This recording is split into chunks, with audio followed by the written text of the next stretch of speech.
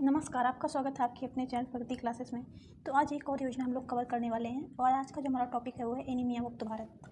ये योजनाएं बहुत ही इंपॉर्टेंट हैं। आप लोग को पता ही होगा कि ये योजनाएं क्यों इंपॉर्टेंट है, क्योंकि पोषण से संबंधित योजनाएं हैं और पोषण जो है हमारे सब्जेक्ट में है। ये सारी योजनाएं जो है हमारे सिलेबस की योजनाएं हैं, तो इन सबको पढ़ना हमें, क्योंकि पोषण से संबंधित है तो बहुत इंपॉर्टेंट योजनाएं ये हो जाती हैं। तो आइए शुरू करते हैं आज इसको। एनीमिया मुक्त भारत जो है आज की हमारी योजना है, तो इसको शॉर्टकट में AMB योजना भी कहते हैं। इसके पहले मैंने दो योजनाएं आप लोग को कवर कराई हुई हैं, पहला राष्ट्रीय पोषण अभियान और दूसरा मिड डे मील वाली योजना। अगर आप लोगों ने वो वीडियो नहीं देखी तो जाके देख सकते हैं, पोषण भी मैंने पढ़ा दिया है। तो आज हम बात करेंगे अब एनीमिया मुक्त भारत की। इसको शॉर्टकट में AMB भी कहते हैं, यहाँ पे मैंने हिंदी में भी लिख दिया है। और इसमें कुछ फार्मूला है इसके तहत जो दिया गया है, 6x6x6 का ये फार्मूला है, यानी रणनीति जो इसकी है, रणनीति या फार्मूला कुछ भी बोले तो 6x6x6। ये योजना लॉन्च कब की गई थी, आया कब था? तो योजना जो आई थी 2018 में आई थी। 2018 में योजना आई थी और शुरुआत किस मंत्रालय के तहत आई थी? तो भारत सरकार के स्वास्थ्य एवं परिवार कल्याण मंत्रालय के तहत योजना आई थी। बाद में इसका क्या हुआ, समन्वय कर दिया गया। समन्वय को इंग्लिश में कोऑर्डिनेशन कहते हैं। बाद में इसका समन्वय कर दिया गया। समन्वय का मतलब ऐसे समझिए कि इन सारे मंत्रालय से भी योजनाओं को क्या कर दिया गया, जोड़ दिया गया। इन सारे मंत्रालय के अंतर्गत भी योजना कार्य करने लगी। तो महिला एवं बाल विकास मंत्रालय, शिक्षा मंत्रालय और कई मंत्रालय के विभागों के तहत योजना को मिला दिया गया, यानी जोड़ दिया गया। फिर बाद में जो है योजना राष्ट्रीय पोषण मिशन अभियान जो है उसके तहत भी जोड़ा गया और राष्ट्रीय स्वास्थ्य मिशन जो है उसके तहत भी जोड़ा गया। राष्ट्रीय पोषण अभियान मिशन दूसरा है और राष्ट्रीय स्वास्थ्य मिशन दूसरा है। इसको इंग्लिश में नेशनल हेल्थ मिशन भी बोलते हैं। इन दोनों के तहत भी जोड़ दिया गया, यानी राष्ट्रीय पोषण अभियान और राष्ट्रीय स्वास्थ्य मिशन के भी तहत इसको जोड़ा गया। अब बात करेंगे स्लोगन की कि एनीमिया मुक्त भारत जो है ये अभियान का स्लोगन क्या है, योजना का स्लोगन क्या है। तो ये जो है सॉलिड बॉडी स्मार्ट माइंड जो इसका स्लोगन है। याद रखेंगे आप लोग, स्लोगन बहुत इंपॉर्टेंट है, किसी भी एग्ज़ाम में पूछ सकता है ये। अब बात करेंगे इसके उद्देश्य की। इसके उद्देश्य क्या है? कोई भी योजना या कोई भी चीज़ जब आती है तो उसका एक उद्देश्य होता है, एक टारगेट सेट होता है कि इतने साल के अंदर इतनी चीज़ों को हम अचीव कर लेंगे। यानी उन्होंने एक लक्ष्य निर्धारित किया हुआ होता है कि इतने साल के अंदर इतनी चीज़ें जो हम इतने तक अचीव कर लेंगे। तो इनका क्या था कि देश में खून की कमी, यानी एनीमिया को आप लोग को पता होगा कि एनीमिया जो आयरन यानी खून की कमी से होता है। तो 2022 तक प्रजनन आयु की महिलाओं, गर्भवती महिलाओं, स्तनपान कराने वाली महिलाओं और बच्चों और किशोरियों में इसको कम करना, में कमी लाना।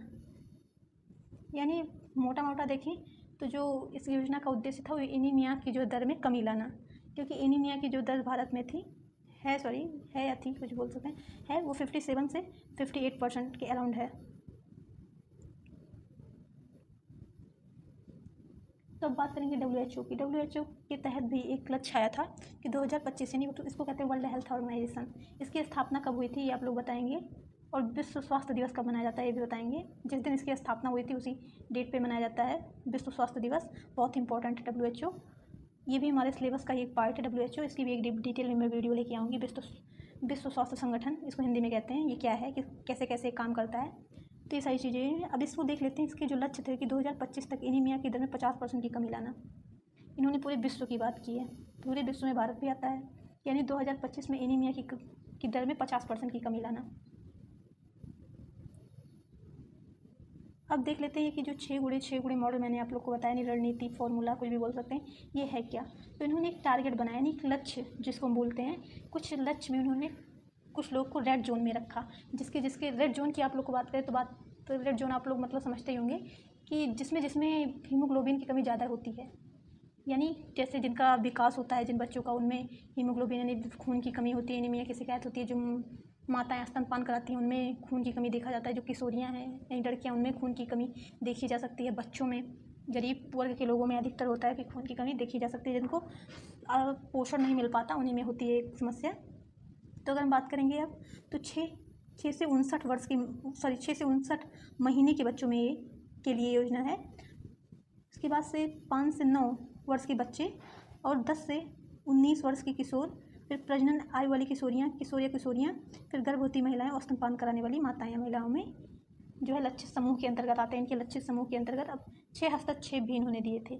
6 हस्तक्षेप क्या क्या है उनको भी देख लेते हैं। तो AFA पूरकता, अब यहाँ पे समझना जरूरी है कि AFA होता क्या है। आपसे क्वेश्चन पूछ सकता है कि AFA क्या है, तो इसका जो फुल फॉर्म होता है वो होता है आयरन फ्लोरिक एसिड। आप लोग को पता होगा कि आयरन की जब कमी होती है, यानी जब एनीमिया होता है, खून की कमी होती है, तो एक टैबलेट रिकमेंड की जाती है डॉक्टरों के द्वारा।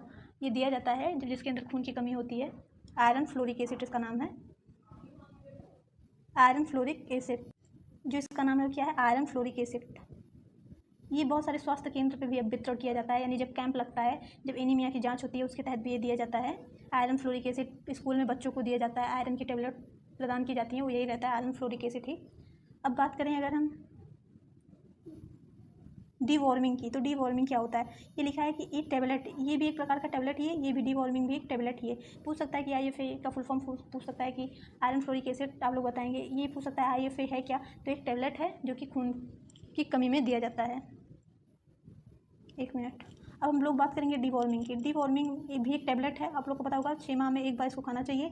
ये होता है जो पेट में कीड़े हो जाते हैं उनको मारने के लिए दिया जाता है डीवॉर्मिंग की टैबलेट। ये भी एक टैबलेट है, डीवॉर्मिंग भी, पेट में जो कीड़े हो जाते हैं उनको मारने के लिए भी दिया जाता है। अब व्यवहार में परिवर्तन एवं संचार, ये क्या है, व्यवहार में परिवर्तन एवं संचार, यानी व्यवहार के जरिए आप लोग को सिखाया जाएगा कि कौन कौन सा आहार लेना चाहिए। कई बार क्या होता है कि हमारी आहार जो हम सही से नहीं लेते, कुछ भी ऊटपटांग खा रहे हैं, तो इससे भी क्या होगा, हमारे शरीर में खून की कमी हो जाएगी, एनीमिया की शिकायत होगी। फिर क्या होगा, हमारा चिड़चिड़ापन रहेगा, काम करने का मन नहीं करेगा, सुस्ती आएगी, ये सारी समस्याएं फिर उत्पन्न होती हैं। और सॉलिड बॉडी स्मार्ट माइंड अभियान के तहत ये जो है संचार दिया जाता है, स्लोगन होता है, फिर इसके तहत इन लोग को बताया जाता है कैसे कैसे आहार क्या क्या लेना चाहिए। अब देख लेते हैं एनीमिया की जांच। एक मिनट, एनीमिया की जांच या डिजिटल उपचार AB मीटर से। AB मीटर क्या होता है, सॉरी HB मीटर से लिखा हुआ है, तो HB मीटर, तो HB मीटर जो होता है इसको बोलते हैं कि डिजिटल हीमोग्लोबिन मीटर से हीमोग्लोबिन नापा जाता है।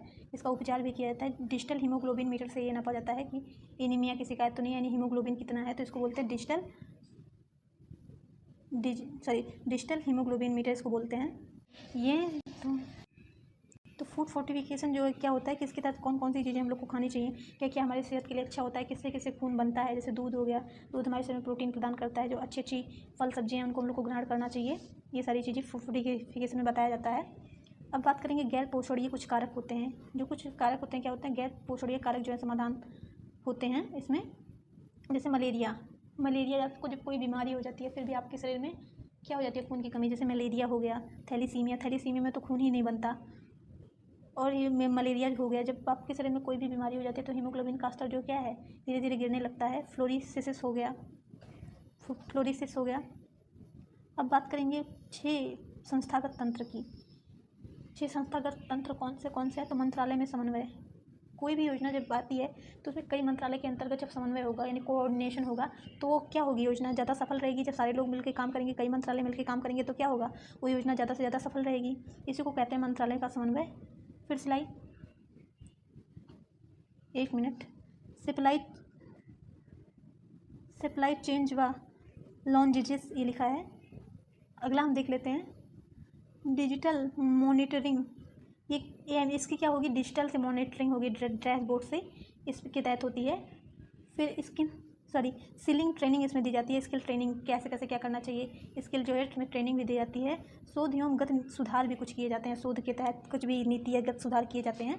फिर अगला होता है समुदाय की भागीदारी। बहुत सारे समुदाय को इसके तहत जोड़ा जाता है, समुदाय को जो है इसमें पार्टिसिपेट कराया जाता है बहुत सारे।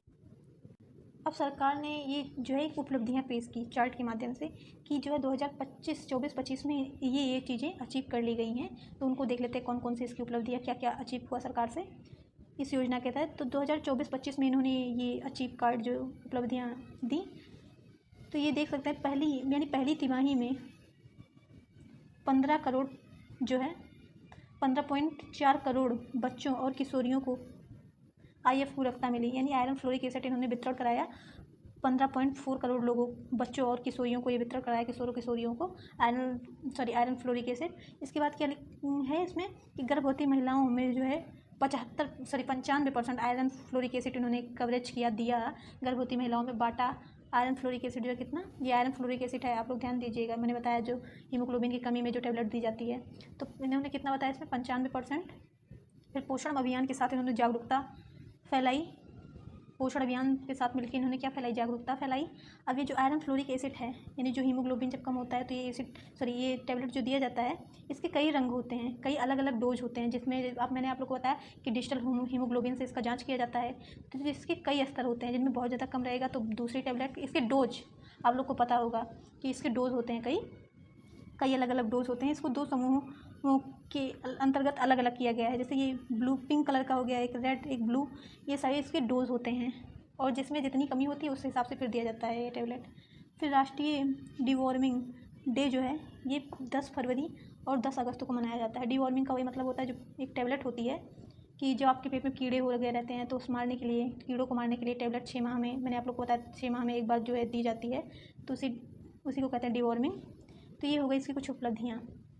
तो अगर ये वीडियो, आज का वीडियो यानी एनीमिया मुक्त भारत, अगर आपको समझ में आया होगा तो प्लीज़ मेरे चैनल को लाइक करें, सब्सक्राइब करें, शेयर करें। Thanks for watching this video for us. Thank you so much.